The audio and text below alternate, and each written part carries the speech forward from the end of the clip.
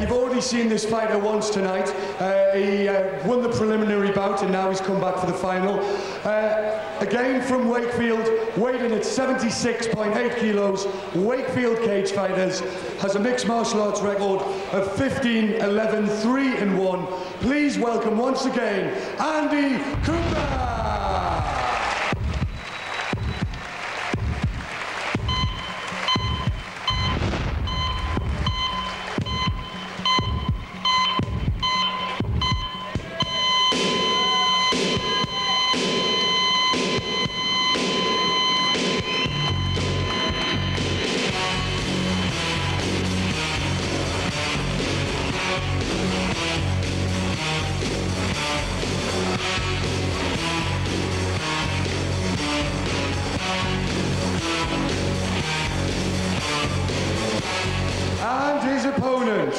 He hails from Middlesbrough. He fights for Middlesbrough and Stockton Mixed Martial Arts Club. He has a mixed martial arts record of 3 contests and 3 wins. Please welcome into the red corner, Abdul Mohammed.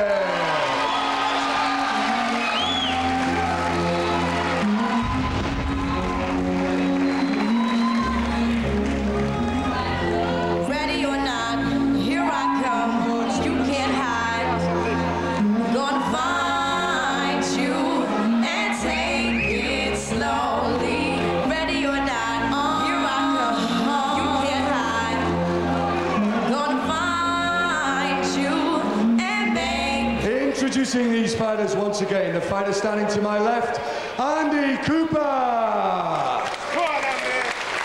And the fighter standing to my right, Abdul Mohammed.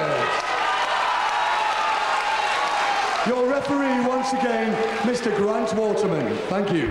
That's 77 kilos of muscle right there. I think this guy must have hollow bones or something. By the looks of him, he's 77 kilos of mean, huh? Oh, yeah.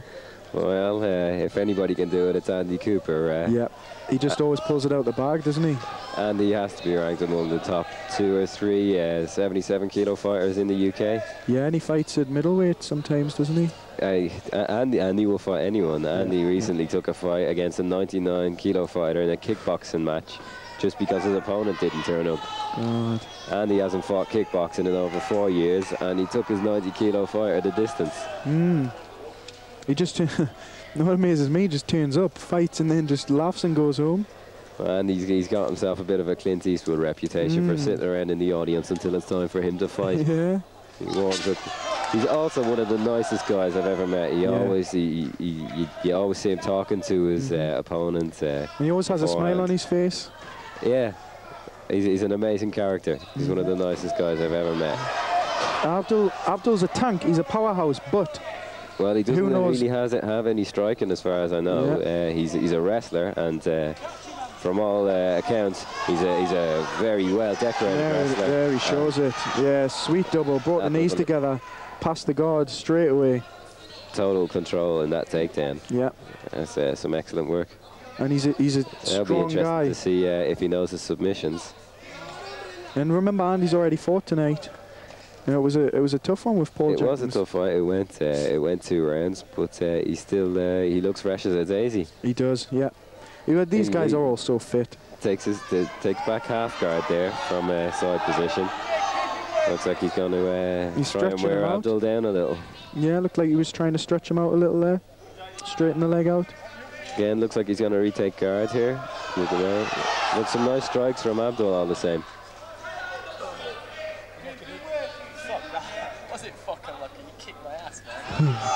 He's managed to take back guard, but taking some strikes here from the wrestler. Pounding punches. Look at the strength of this guy.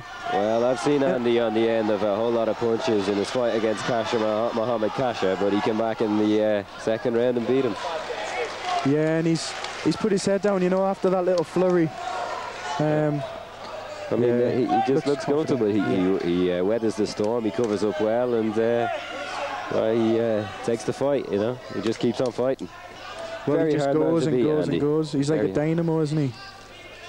This guy, and they were some pretty hard punches, but not as skilled as. They didn't say they're not as skilled as somebody like Paul Jenkins, who we fought earlier tonight in the punches, but.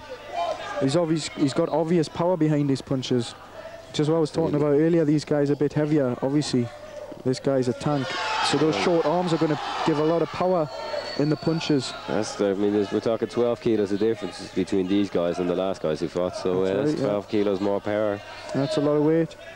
I think Abdul might be better bringing Andy into the fence, because then his head, he'll not be able to absorb these shots. Definitely, he should be able to use that cage to control them. It's a classic wrestler attack used by guys like Randy Couture, Tito Ortiz, and all these other wrestlers. But maybe he hasn't trained enough in the cage, I don't know. Maybe it's a bit of inexperience. This is his first pro match, I believe. Up till now, he has only ever fought semi-pro, which would suit his wrestling more. That's right. But Andy wants to get to the feet. I mean, doesn't need to be staying on the floor here with this guy. He's pounding those right punches in, though. They're coming from way up high. And, you know, I think Andy's got to do something here.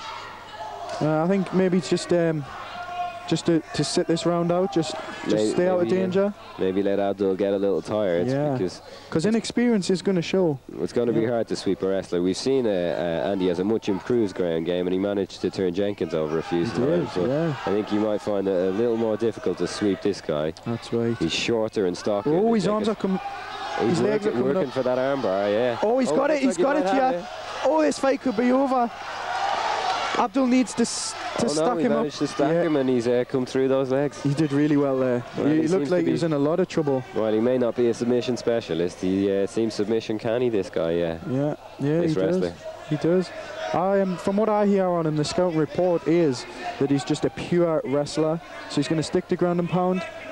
And I think if you're trained to avoid the submissions, if you're a fighter like that, that can be just enough. If you're a strong enough, powerful enough wrestler, then just not getting submitted could be all you need. That's right.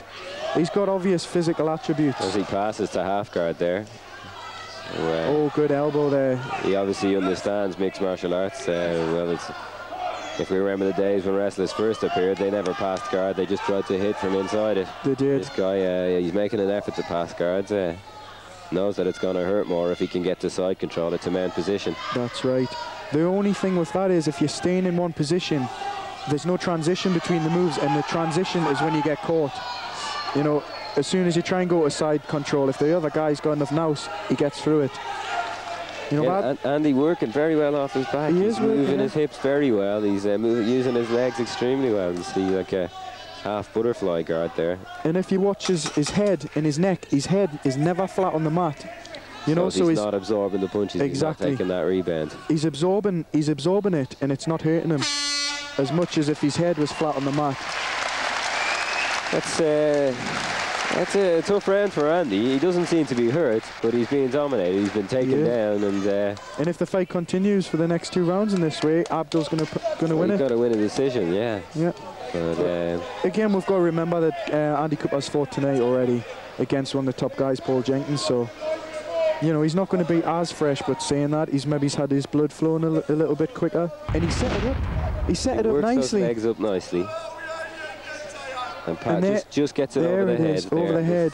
This is where it's very dangerous for Abdul. Abdul seems aware of it. He catches on. He picks him up. He's just so powerful. That was on. That armbar was on. But he's just so powerful. Look, the size of his biceps.